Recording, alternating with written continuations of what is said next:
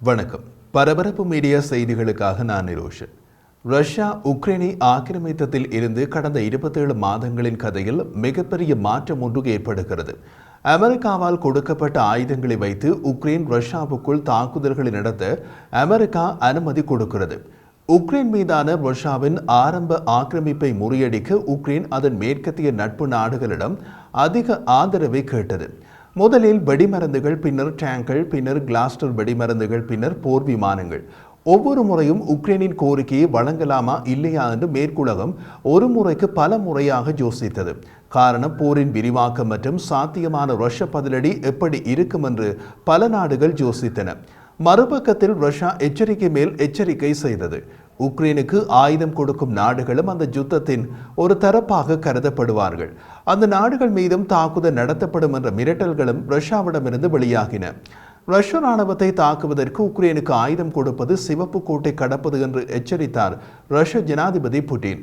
ஒவ்வொரு முறையும் சிவப்பு கோடு கடக்கப்பட்டது. எதுவும் நடக்கவில்லை. ஒரு வாரம் எல்லா திசையிலும் ரஷ்ய எச்சரிக்கைகள் பறந்தன. அடுத்த வாரம் எல்லாமே சாதாரணமானது. புட்டினின் சிவப்பு கூடு எப்படியானது என்பதை உக்ரைனுக்கு உதவ விரும்பிய நாடுகள் புரிந்து கொண்டன. ரஷ்ய அரச ஊடகங்களில் நடந்த அரசியல் ஆய்வு நிகழ்ச்சிகளில் இராணுவ ஆய்வாளர்கள் அமெரிக்கா முதல் எஸ்டோனியா வரை அனைத்து நாடுகளின் மீதும் படியெடுத்து தாக்குதல் நடத்திவிட்டார்கள். அணு ஆயுதங்கள் நாலா திசையிலும் பறந்தன. மேற்கு நாடுகளின் தலைநகரங்கள் பற்றி எறிந்தன. ஆனால் அவை வாள் மூலம் நடத்தும் தாக்குதல்கள் மட்டும்தான் என்று எல்லோரும் புரிந்து கொண்டார்கள். இருந்த போதிலும் உக்ரைனுக்கு கொடுக்கப்படும் ஆயுதங்களை கொண்டு உக்ரைனில் ரஷ்யாவால் ஆக்கிரமிக்கப்பட்ட பகுதிகளில் மட்டுமே தாக்குதல் நடத்த வேண்டும். ரஷ்யாவுக்கு உள்ளே தாக்குதல் நடத்தக்கூடாது என்ற நிபந்தனையுடன் ஆயுதங்கள் கொடுக்கப்பட்டன. ஏதோ அந்த அளவுக்காவது அச்சப்படுகிறார்களே மேற்கு நாடுகள் என்று ரஷ்யா தன்னைத்தானே தேற்றிக் கொண்டது. அதன் பின் கொஞ்சம் கொஞ்சமாக கதை மாறத் தொடங்கியது. உக்ரைனுக்கு MiG-29 விமானங்களை கொடுக்க தயாராக இருந்த போலந்து நேரடியாக கொடுக்க தயங்கி எமது விமானங்களை ஜெர்மனியில் வைத்து நேட்டோவிடம் ஒப்படைப்போம், நேட்டோ அவற்றை உக்ரைனுக்கு அனுப்பி வைக்கலாம் என்றது. அதில் தமாஷ் என்ன வந்தால், போலண்டும் உக்ரைனும் ஒரே எல்லையை பகிர்ந்து கொள்ளும் அண்டை நாடுகள். விமானங்களை கலட்டி ஒரு ட்ரக்கில் ஏற்றினாலே போலண்டில் இருந்து உக்ரைனுக்கு அனுப்பிவிடலாம். அந்த அளவுக்கு ரஷ்யா மீது ஒரு பயம் இருந்தது. ஆனால் காலப்போக்கில் அதுவும் போய்விட்டது. உக்ரைனுக்கு நேரடியாக அமெரிக்க தயாரிப்பு F-16 விமானங்களை கொடுக்கவே மேற்கு நாடுகள் முன்வந்தன. முதலில் F-16 விமானங்களை கொண்டு ரஷ்யாவுக்குள் தாக்குதல் நடத்தக்கூடாது என்று ஓரிரு நாடுகள் நிபந்தனை விதித்தன. பின்னர் உக்ரைன் வான் பகுதியில் பறந்தபடி ரஷ்யாவுக்குள் தாக்குதல் நடத்தலாம் என்றார்கள். இப்போது ரஷ்யாவின் வான் பகுதியில் பறந்து கொண்டு ரஷ்யாவுக்குள் தாக்குதல் நடத்தலாம் என்று பச்சை கொடி காட்டப்பட்டது. ரஷ்யாவும் சும்மா இருக்கவில்லை. ஒவ்வொன்றுக்கும் தாராளமாக எச்சரிக்கைகளை வாரி வீசிக் கொண்டிருந்தார்கள். வாரி வீசிய எச்சரிக்கைகளை யாரும் கேட்ச் பிடிக்கவில்லை. அமெரிக்கா மட்டும் தாம் வழங்கும் ஆயுதங்களை ரஷ்யாவுக்குள் பயன்படுத்தக்கூடாது என்று கூறிக்கொண்டிருந்தது. ஆனால் அமெரிக்க தயாரிப்பு பேட்ரியோட் வான் பாதுகாப்பு சாதனங்களை பயன்படுத்தி உக்ரைன் ரஷ்யாவுக்குள் ரஷ்ய விமானப்படையின் விமானங்களை சுட்டு வீழ்த்திய போது அப்படியா என்று ஆச்சரியமில்லாமல் கேள்வி கேட்டுவிட்டு தன் சோழியை பார்க்க போய்விட்டது அமெரிக்கா. கடந்த மாதம் அமெரிக்காவிடமிருந்து அதிகமான ஆயுதங்களை பெற்றுக்கொண்ட போதிலும் உக்ரைனால் அவற்றை தன் விருப்பப்படி பயன்படுத்த முடியவில்லை. மாஸ்கோ கடந்த மாதம் வடகிழக்கு உக்ரைனின் கார்கிவ் பிராந்தியத்தில் அதன் திடீர் தாக்குதலை தொடங்கிய நிலையில் ரஷ்யாவுக்குள் இலக்குகளை தாக்க அமெரிக்க ஆயுதங்களை பயன்படுத்துவதை வாஷிங்டன் தடை செய்தது. பல ஐரோப்பிய நாடுகள் உக்ரைனுக்கு வழங்கிய ஆயுதங்களை எவ்வாறு பயன்படுத்தலாம் என்பதற்கான கட்டுப்பாடுகளை நீக்கிய பின்னர் கார்கிவ்க்கு அருகே உள்ள ரஷ்ய பிரதேசத்தில் அமெரிக்க ஆயுதங்களை பயன்படுத்தி மட்டுப்படுத்தப்பட்ட தாக்குதல்களை நடத்துவதற்கு ஜனாதிபதி ஜோ பைடன் இப்போது உக்ரைனுக்கு அனுமதி வழங்கியுள்ளார். செக் குடியரசு நாட்டின் தலைநகரான பிராக் நகருக்கு பயணம் செய்து அமெரிக்க ராஜாங்க செயலாளர் ஆண்டனி பிளிங்கன் கடந்த சில வாரங்களாக உக்ரைன் எங்களிடமிருந்து கார்கிவ் நகருக்கு அருகில் இந்த ஆக்கிரமிப்புக்கு எதிராக தற்காத்துக் கொள்ள வழங்கப்பட்ட ஆயுதங்களை பயன்படுத்துவதற்கான அங்கீகாரத்தை கேட்டது என்று நேற்று வெள்ளிக்கிழமை தெரிவித்தார். உக்ரைனின் கோரிக்கைக்கு அமெரிக்க ஜனாதிபதி ஜோ பைடன் ஒப்புதல் அளித்ததை அவர் உறுதிப்படுத்தினார். உக்ரைனிய ஜனாதிபதி செலன்ஸ்கி இந்த முடிவை முன்னோக்கி செல்லும் ஒரு படி என்று பாராட்டினார். இது தனது படைகள் ரஷ்யாவிடமிருந்து கடுமையான தாக்குதல்களை எதிர்கொள்ளும் கார்கிவ் பகுதியை பாதுகாக்க உதவும் என்றும் கூறினார். இந்த முடிவு போரின் புதிய கட்டத்தை குறிக்கலாம். இருப்பினும் அமெரிக்காவின் இந்த அனுமதி ரஷ்யாவின் படையெடுப்பை முறியடிக்கும் உக்ரைனின் திறனை கணிசமாக உயர்த்துமா என்ற கேள்விக்கு தெளிவான பதிலை உடனடியாக கூற முடியாதுள்ளது. காரணம், அதை கூறுவதற்கு சில கேள்விகளுக்கு பதில்கள் தேவை. உக்ரைன் என்ன ரக ஆயுதங்களை ரஷ்யாவுக்குள் பயன்படுத்த போகிறது? அந்த ரகத்தில் எத்தனை ஆயுதங்கள் உக்ரைனிடம் உள்ளன? அமெரிக்காவால் அந்தரக ஆயுதங்களை உக்ரைனுக்கு தொடர்ந்து கொடுக்க முடியுமா அல்லது அதைவிட மேம்பட்ட ஆயுதங்களை அமெரிக்கா கொடுக்குமா? இதற்கெல்லாம் தெரிந்தால்தான் அமெரிக்காவின் இந்த அனுமதி ரஷ்யாவின் படையெடுப்பை முறியடிக்கும் உக்ரைனின் திறனை கணிசமாக உயர்த்துமா என்று கூற முடியும்.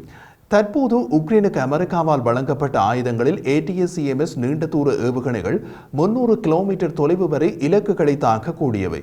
பாதுகாப்புத்துறை வட்டாரங்களில் கூறப்படும் தகவல்களின்படி ரஷ்யாவுக்குள் ATACMS நீண்ட தூர ஏவுகணைகளை பயன்படுத்த இப்போது அனுமதி கொடுக்கப்படவில்லை.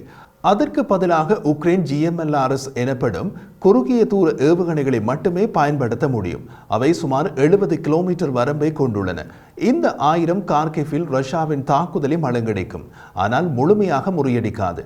இதை ஒரு ஆரம்பமாக எடுத்துக்கொண்டு காலப்போக்கில் ATACMS நீண்ட தூர ஏவுகணைகளை பயன்படுத்த அனுமதி கொடுக்கப்பட்டால் அது அந்த போர் முனையில் பெரிய மாற்றத்தை காட்டும். அதற்கான சாத்தியத்தை மறக்க முடியாது. காரணம், ATACMS நீண்ட தூர ஏவுகணைகளை பயன்படுத்த அனுமதி கொடுக்குமாறு அமெரிக்காவுக்கு கடும் அழுத்தம் கொடுக்கப்படும் என்று எதிர்பார்க்கலாம். அடுத்த சில தினங்களில் நாம் ஒரு காட்சியை காணப்போகிறோம். பால்டிக் நாடுகள் உட்பட சில ஐரோப்பிய நாடுகள் உக்ரைன் ரஷ்யாவுக்குள் ATACMS நீண்ட தூர ஏவுகணைகளை பயன்படுத்த அனுமதி கொடுக்க வேண்டும் என்று அறிக்கைகளை வெளியிடுவார்கள். சில நாடுகள் தம்மிடம் உள்ள ATACMS நீண்ட தூர ஏவுகணைகளை உக்ரைனுக்கு கொடுப்போம், அதை ரஷ்யாவுக்குள் பயன்படுத்த தடையில்லை என்றும் அறிவிப்பார்கள். அவர்களால் அப்படி கொடுக்க முடியாது என்பது வேறு விஷயம். காரணம், அமெரிக்க தயாரிப்பு ஆயுதங்களை அமெரிக்காவிடம் அனுமதி பெறாமல் மூன்றாவது நாட்டுக்கு கொடுக்க முடியாது. அது கொடுக்க போவதாக அறிவிக்கும் நாடுகளுக்கும் தெரியும், அமெரிக்காவுக்கும் தெரியும், உக்ரைனுக்கும் தெரியும். ஆனால் அப்படி ஒரு அறிவிப்பு அமெரிக்காவுக்கு கடும் அழுத்தத்தை கொடுக்கும். பேட்ரியோட் வான் பாதுகாப்பு சாதன விஷயத்திலும் அதுதான் நடந்தது. பேட்ரியோட் வான் பாதுகாப்பு சாதனத்தை போலந்துக்கு கொடுக்க போவதாக ஜெர்மனி அறிவித்தது. எமக்கு தருவதை உக்ரைனுக்கு கொடுங்கள் என்றது போலந்து. அது ஜெர்மனிக்கு அழுத்தம் கொடுக்க, ஜெர்மனி அமெரிக்காவுக்கு அழுத்தம் கொடுக்க, கடைசியில் அமெரிக்கா, ஜெர்மனி இரண்டுமே உக்ரைனுக்கு பேட்ரியோட் வான் பாதுகாப்பு சாதனங்களை கொடுத்தன. GMLRS எனப்படும் குறுகிய தூர ஏவுகணைகளை பயன்படுத்த அனுமதிப்பது கார்கிவ் பிராந்தியத்தில் போரில் ஒரு திருப்பு முனையை ஏற்படுத்த போதுமானதாக இல்லை. உக்ரைனிய நகரங்களுக்கு எதிரான தாக்குதல்களை நடத்தும் பல ரஷ்ய விமான தளங்கள் GMLRS வரம்புக்கு வெளியே அமைந்துள்ளன. ரஷ்ய தரை மற்றும் வான் அச்சுறுத்தல்களை தோற்கடிக்க ஆழமான பின்பகுதிகளை தாக்கும் திறன் உக்ரைனுக்கு தேவை. அதற்கு ATACMS நீண்ட தூர ஏவுகணைகள் தேவை. அதே நேரத்தில் GMLRS குறுகிய தூர ஏவுகணைகள் மூலம் எல்லை தாண்டிய தாக்குதல்கள் உக்ரைனை சில ரஷ்ய ஸ்ட்ரேஜிங் பகுதிகள், கட்டளை மற்றும் கட்டுப்பாட்டு மையங்கள் மற்றும் சப்ளை டிப்போக்களை தாக்க அனுமதிக்கும். இது ரஷ்யாவின் கார்கிவ் படையெடுப்பை முழுமையாக நிறுத்தாது, ஆனால் கார்கிவ் மீதான ரஷ்ய ராணுவ நடவடிக்கைகளை சிக்கலாக்கும். அதே நேரத்தில் புட்டினின் சிவப்பு கோடுகள் மேலும் மங்கிவிடும். அது உக்ரைனை அடுத்த கட்டத்திற்கு போக அனுமதிக்கும். உக்ரைன் தனக்கு வழங்கப்பட்ட ஆயுதங்களை எவ்வாறு பயன்படுத்துகிறது என்பதற்கான கட்டுப்பாடுகளை நீக்குவதில் அமெரிக்கா இப்போது பிரிட்டன், பிரான்ஸ், ஜெர்மனி மற்றும் வேறு சில நாடுகளோடு தாமதமாக தயக்கத்துடன் இணைகிறது. ஜோ பைடன் பச்சை கொடி காட்டுவதற்கு முன்பு உக்ரைனை தங்களது ஆயுதங்களால் ரஷ்யாவை தாக்க அனுமதிப்பது குறித்து பரிசீலிக்கும் நாடுகளுக்கு புட்டின் மறைமுக அணு ஆயுத தாக்குதல் அச்சுறுத்தல்களை விடுத்தார். மூன்றாம் உலக போரை தூண்டிவிடும் என்றார். இந்த நடவடிக்கை தீவிரமான விளைவுகளை குறிப்பாக சிறிய மற்றும் அடர்த்தியான மக்கள் தொகை கொண்ட நாடுகளுக்கு ஏற்படுத்தும் என்று அவர் எச்சரித்தார். ஆனால் அப்படியான எச்சரிக்கையை புட்டின் இப்போதுதான் முதல் தடவை வெளியிடுகிறார் என்றால் சில நாடுகள் கொஞ்சம் யோசிப்பார்கள். ஆனால் புட்டின் அமாவாசை பௌர்ணமி வருவது போல மாதம் ஒரு தடவை அணு ஆயுதங்களை தூக்கி வீசி காட்டுகிறார் என்பதால் அவரது எச்சரிக்கை 10ஓடு 11வது எச்சரிக்கையாக அலட்சியப்படுத்தப்படவும் வாய்ப்பு அதிகம். அணு ஆயுத அச்சுறுத்தல்களை விடுத்ததுடன் புட்டின் கடந்த மாத தொடக்கத்தில் அமைதி பேச்சுக்களுக்கு தயாராக இருப்பதாகவும் சமிக்ஞை செய்தார். புட்டினின் இந்த நடைமுறைக்கு சாத்தியமற்ற கதைகள் அனைத்தும் வேண்டுமென்றே மேற்கத்திய முடிவெடுப்பவர்களுக்கு ஊக்கமின்மையை ஏற்படுத்தும் நோக்கம் கொண்டவை. அவற்றை மேற்கு நாடுகள் எந்த அளவுக்கு நம்புவார்கள் என்பது முக்கிய கேள்விக்குறி. கார்கிவ் நகரத்தின் மீதான ரஷ்யாவின் தாக்குதலை முன்கூட்டியே தடுக்க மேற்கு தயாரிப்பு ஆயுதங்களை கொடுத்து உக்ரைனை சில ஐரோப்பிய நாடுகள் ஊக்குவிக்கின்றன என்பது மறுக்க முடியாத உண்மை. அமெரிக்கா விரும்பியோ விரும்பாமலோ உடனடியாகவோ தாமதமாகவோ அந்த பட்டியலில் இணைய வேண்டிய அவசியம் ஏற்படும். இல்லாவிட்டால் அமெரிக்காவின் நாற்காலி பறிபோய்விடும். ரஷ்யா தனது சொந்த பிரதேசத்தில் மேற்கத்திய ஆயுதங்களை கொண்டு உக்ரைன் நடத்திய தாக்குதல்களை முன்பு அனுபவித்தது. அதற்கு ரஷ்யாவால் பெரிதாக எதிர்வினை எதையும் செய்ய முடிந்திருக்கவில்லை. 2014 ரஷ்யாவால் ஆக்கிரமிக்கப்பட்ட கிரிமியாவை உக்ரைன் அடிக்கடி குறிவைத்து பிரிட்டன் மற்றும் பிரான்ஸ் வழங்கிய ஸ்ட்ரோம் ஷேடோ மற்றும் ஸ்கல்ப் ஏவுகணைகளை பயன்படுத்தி வருகிறது. கிரிமியா தமது நாட்டின் ஒரு பகுதி என்று கூறிய ரஷ்யா உக்ரைனையும் அதன் மேற்கத்திய நட்பு நாடுகளையும் அதன் சிவப்பு கோட்டை கடக்க வேண்டாம் என்று எச்சரித்தது. உக்ரைனும் அதன் மேற்கத்திய நட்பு நாடுகளும் எச்சரிக்கைகளை புறக்கணித்தன.